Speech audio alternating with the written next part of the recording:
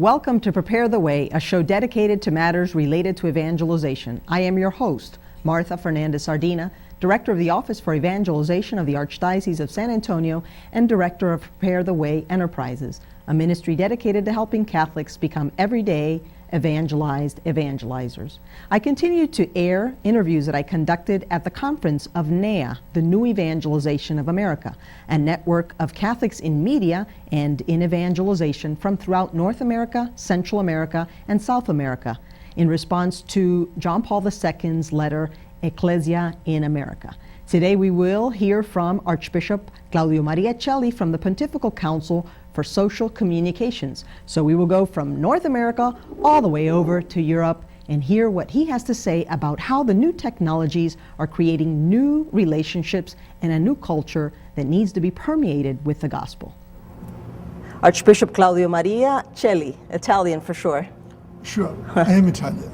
That's great. Where in Italy do you come from? I'm coming from the northern coast of Adriatic Sea. Oh, great. And now I'm living in Rome. I was posted already in some countries during my diplomatic service for the Holy See. I was in Central America, What Philippines, countries? Honduras. Oh, nice. And later on I was in the Philippines. And my latest post was in Argentina. Oh, great. Habla español entonces. Hablo español. That's great. Now you're the new president, relatively new president of the Pontifical Council Yes. for Communications. For social communication, yes. The Holy Father appointed me on the 27th of June, 2007. And so I just taking my job since already 1 year and a half. I tell you honestly, I had to learn and to read a lot and to listen at people, because my activity as a president of the Pontifical Council is totally new for me. It is true that during 11 years I was following as a responsible of the internet website of the Holy See. Oh, I see. But I was completely out of knowing what is the social communication, media.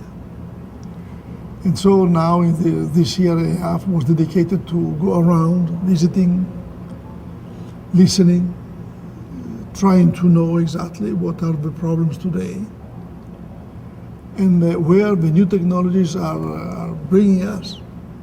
And surely the new technologies in this digital era, I think we're calling it digital generation, young is people true. growing up based their lives on the iPods and internet and chat, that surely poses some unique opportunities and some unique challenges for the church, doesn't it? It is true, because new technologies are creating new relationships. This is the title of the theme of the Holy Father message for the World Day of Communications. And we must understand little by little that new technologies are a great opportunity for the church, but for the world. It is impossible today to think in the social progress of the world without making reference to the new technologies. And that would include which technologies? You were mentioning already. Consider, for example, one for all internet. Consider the podcasts, the blogs, the chats, and all these new possibilities that is created by the multimediality. Through internet, for example, when you are facing your screen, you can read emails and at the same time you can listen at music. So sort of like a multitasking within one medium. It is a multimediality and also an intermediality. How's that? It means that, for example, today you can watch movies in your internet site through your PC. And it means that you can use already also your smartphones. You can have your blog. You don't need only the emails. Already you have a blog. And so we consider that today new technologies are not only an instrument or modern instruments, but are creating a new culture. And you know, for us of a certain age, in my age, I am accustomed to say that I am imported in digital world. But young generations are born digital. That's right. And this is a delicate, a new situation that is created by the new media. And so I think that the duty of the church is not only to use new instruments to announce the word of God. And this is really something special, unique today. But the task of the church is to be present in the new culture. And it's new, and yet 30-some years ago, Pope Paul VI in Evangelii Nunciandi on Evangelization in the Modern World already spoke of the mass media as the modern-day pulpit, and said that the church would stand guilty before the Lord if we didn't use it in powerful ways. How are we doing? Are we using it as we ought? But I can tell you honestly, I can realize that little by little, it depends on different countries. And here is we're touching a new problem, that is the digital divide. Because while countries like United States, for example, you have an approach, you have a possibility to use these instruments. In some other parts of the world, people are suffering poverty, but also are deprived. They have not access to the digital world. And to not have access to the digital world, it means also that you are apart from a certain kind of social development. Left behind, one could say? You're left behind, it is true. And the Holy Father in his message of this year is touching again this problem. And he's hoping that many parts of the world, of humanity, are not separated, are not set apart from the new possibilities offered by the new technologies. And the point is quite delicate, because the Holy Father in his message is reaffirming again that in this context of new technologies, new relationships, we must promote a culture of dialogue, respect, of friendship. And talking about this human aspect, the Holy Father is hoping that new technologies are respecting the human dignity. Right. Because it is true, new technologies are often offering great opportunities to humanity today. But also everybody knows quite well that new technologies are offering also the occasion for the non-respect of the human being. What would be an example of that? Oh, consider, for example, pornography. Or, for example, when new medias are used to send, to propagate messages of hatred, of intolerance, of non-respect of the human being. You know, I'm not talking only of pornography. I'm talking really when you use these media to promote a culture of death, right, of non-respect, of hate. And so we must be very careful. So it's the new media and the new technologies are great opportunities that we have, but also pose great challenges. Yes, it is true. But I think that the church has to accept these challenges. And we must use these new medias to promote or to present to everybody the message of Jesus Christ. I've heard you say that the church, by its nature, is communicative, and that every act or activity of the church must be communicative. What do you mean by that? I mean that the human being, if is created in the image of likeness of God, and God is in itself is an expression of communion and communication. If myself, I am created at the image of God, I have in my inner nature as a human being this tendency to communicate and to create communion through communication. And this is great if you think of this, because it means that the young generation, when they are experiencing such an international communication, because the new medias are creating facilities in having a dialogue, in having a relationship with another person. It means that the national borders, there are no more They're limits. erased. That's correct. You can have a friendship with a man or a woman that is living in another continent, in another country. And this is very positive, because if we don't realize that it is true, little by little we are realizing what is the plan of God in creating man. It means that in creating a human family. Right. But there is a risk in this field that the human technologies are helping you to create a virtual community. You can have friends everywhere, in every nation. Even if you don't speak to your parents or Exactly, your siblings or your exactly. children. That is the difficulty and the ambiguity. You can be involved in a virtual community, and you don't share, you don't participate your life in love and service with the community that is living at your side. It means sometimes your family, your village, your town, the people that are sharing with you a certain way of living. And so I think that Jesus is in this field is very effective, talking to us about love, about service, about solidarity. And this for us is important. And so I think that the new medias can facilitate to us new relationships.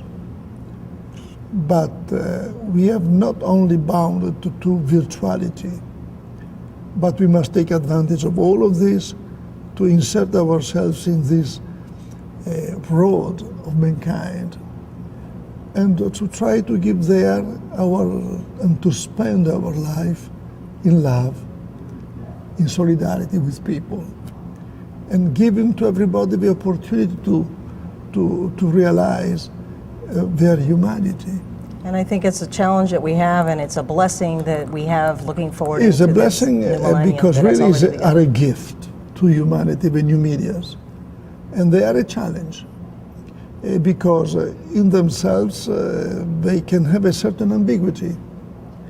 The problem is for us to use them properly and to put them at the service of the promotion of the human being. And this is important. And at the same time, the Holy Father is inviting the young generations to be promoters of the human values, of spiritual values in this culture, in this digital culture. Well, thank you for the work that you do for the Holy Father, for the Church Universal. This is the task of the Pontifical Council of Social Communications, just not only to spread the message of the Holy Father, but to facilitate such I would say, an effective presence of people who have a Catholic heart, who are disciples of Jesus in such a world, a digital world. And may the Lord find us ready to announce Him Exactly. through the new means. I hope Thank so. you, Archbishop Celli. It's a pleasure indeed. It is truly encouraging to know that the Holy Father and the Vatican are concerned about the new evangelization and committed to it. After this short break, we will listen to another evangelizer in Europe who will tell us about how we can learn to be effective evangelizers. We'll be right back. Don't go away. Indeed, this mission of evangelization is a worldwide one. That's why I love my mug. We have here the map of the entire world. This next interview is with a brother in the Lord who is from Malta and works right in the Vatican. He's going to share with us how it was that he came to be so committed to evangelization and how training schools are important. This is Mario Cappello from the Institute for World Evangelization. Mario Cappello, you're probably the only person I know, actually I know someone else, from Malta. That's a little island where? It's in the Mediterranean. That's great. It's mentioned in the New Testament, isn't it? Yeah, it's where Why? Paul was shipwrecked. So if you come to Malta, I wish you that you will never have a Pauline experience. I hear that in Malta, there are on every corner, or where is it, that they have little, is it statues or something in honor of St. Paul? Where did I hear this recently? I would say there are a couple of things which kind of linked with St. Paul. Number one, a lot of churches, because faith is attributed to the visit of Paul. I see. And you find the little shrines and a huge devotion to St. Paul. Yeah. Is the faith strong in Malta? That's a good question. It used to be very strong. Only a few years back, we had about 40% church attendance every day.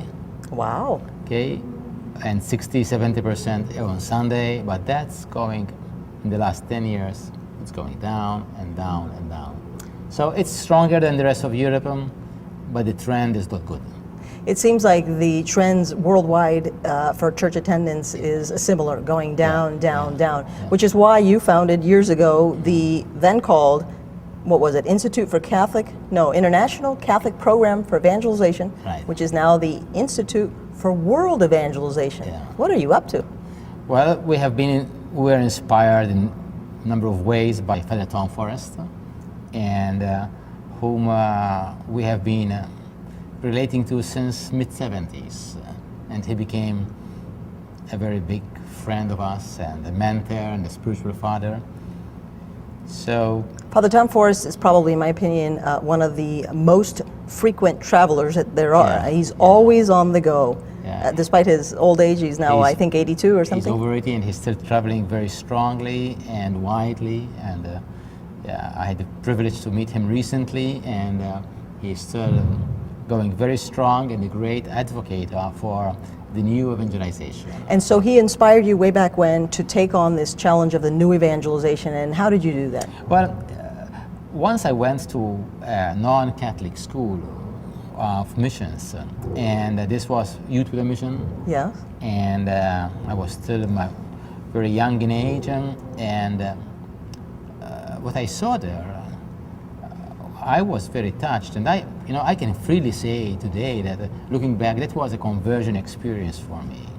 I was already involved in the charismatic renewal, in the Catholic charismatic renewal, and I didn't know why I went there apart from I was attracted to this outreach business and spreading faith. Like a training school? It was a training school outreach. for 4 months. In Ireland? No, in Lausanne, Switzerland. Ah. And there, from the beginning, I really sensed something compelling within me that what I'm experiencing, I should be bringing into the Catholic Church. I see.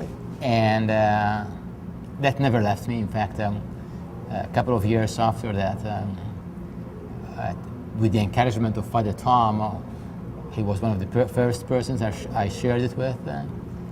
And Father Tom was at that time thinking about schools of evangelism in the Catholic Church. And so he said, I'm not sure exactly how it's going to turn out, but I'm thinking on the same lines. And we kept in touch, and soon after that, in 1985, then we had the first School of Evangelization. And since then, we have been going on in different countries. It developed, it grew. How many countries? Well, roughly. When it comes to outreach, we have been doing which is the basis of our ministry. It's training Catholics to be effective evangelizers. So we have done outreach probably in about 40 different countries. We have centers in few countries like like Singapore and Philippines, India, New Zealand, Germany? Ghana, Germany. So, and then from those centers, it's coordinated a lot of outreach and ministry. But the scope, the purpose is to train Catholics, and that's the passion, to train normal Catholics in becoming evangelizers. What do you mean by training? I'm a Catholic. Am I supposed to do something to become a better evangelizer? That's the question that I often get, and I now pose that question to you. Yeah. Well, that's probably it's the catching. I would say it's the bait. People come to be trained. We do not do it as a bait, but for a lack of another word, come for a school of evangelization. But what's the school? That's the question. We do not have the curriculum. We do not give out curriculum because the school is built on a personal transformation in Christ. And that transformation in Christ then leads you to the embracing the church and embracing what the church stands for. And then the church exists for missions. That's right. So then, In the great words of Pope Paul VI, the church exists in order to evangelize. And that Gentes, the Vatican Council, the Vatican Council, the Gentes document, that's exactly what it says. It's the church exists for missions. So then you experience a personal conversion, experience the love of Christ in your life, experience then being embraced by the church, embracing the church, embracing its mission, and that's where it launches you forward into evangelization. So I think you've reached, you touched on something that's very important, and I've experienced that in my life, but not everyone has, which is you are not able to fully embrace the church, it seems, until you have fully embraced Christ and have felt embraced by Christ. Yeah. So conversion comes before a real adherence to the church and before mission? Yeah, perfectly. Conversion is the beginning of, you can't even understand the church unless you experience Jesus Christ. And you can't understand missions unless you experience Christ and His church. So, because you evangelize into a church, you bring people to a personal relationship with the Lord, but then in fellowship with others. That's right. And so you can't promote something or somebody whom you do not know. And it's a whole different ball game than techniques. So the School of Missions does give some techniques, but the techniques vary in situations and cultures. What would be some of the techniques in the various cultures where you have your ministry? Well, we can hardly list down techniques in the sense of techniques you have to understand the culture, understand the language of the people, the cultural language, the sociological situation, and you try to articulate the gospel within that culture. But the articulation of the gospel has to come from a basis of experiencing the gospel. And if you experience the gospel, then you will find ways and means how to promote how this Jesus that you have come to know, now you can communicate Him to others. It has to come down to a bottom line, to a very basic relationship with the Lord. It reminds me of the relationship, say, that a husband has with his wife. For example, you with your wife, Anna. If you're in love with Anna, you will find a zillion ways to express your love. You will come up frequently with some new expression. So too with evangelization? It's perfectly like that, Martha, in the sense of if you love somebody, then you may stop at the gas station and buy a flower at 10 o'clock at night. That's right. And even if it's raining, if you do not have that love, 10 o'clock at night, it will never kind of cross your mind to stop at the gas station, get out of your car and buy a rose. That's right. And so once you have the relationship, then you can communicate the love. And evangelization is like that. It's the communication of the love that we have experienced first. Now, I know that the folks that are involved in your ministry use all kinds of media and mediums to spread the good news, and from dance and mime and theater and so Yeah. forth.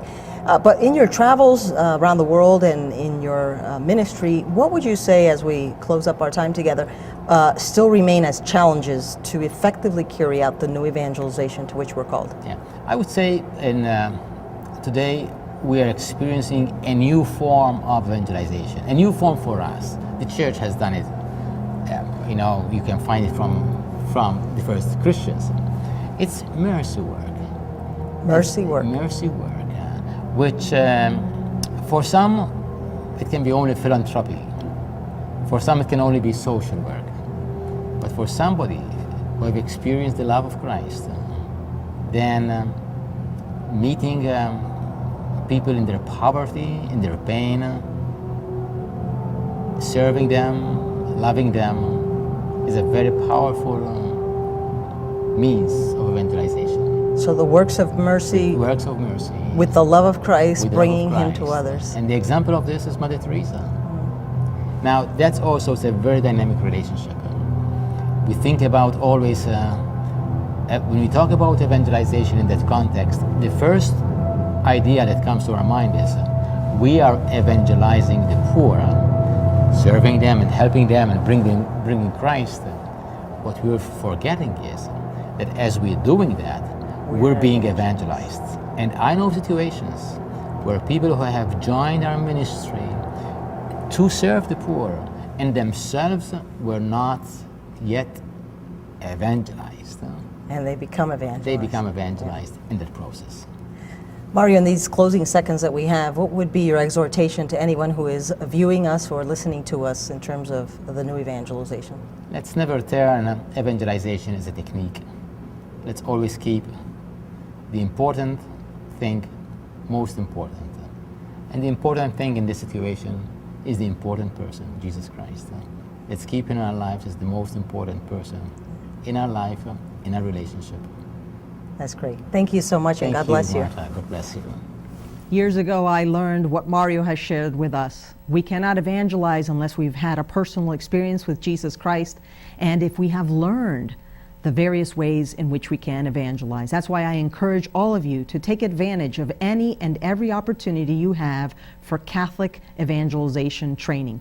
In the Office for Evangelization, we are always creating new opportunities for training, and there are many others as well right here in San Antonio, around the United States and around the world, who offer training programs. For more information, visit our website, archsa.org/evangelization, or call us at 210-734-1990. Allow the Lord to imbue your heart and your spirit with a desire to make Him known the world over, and to give you the tools that you need to be equipped so that you too may become an effective, everyday, evangelized evangelizer. Until we meet again, may the Lord bless you and keep you. May He smile upon you and be gracious to you. May He turn His countenance to you and grant you His peace.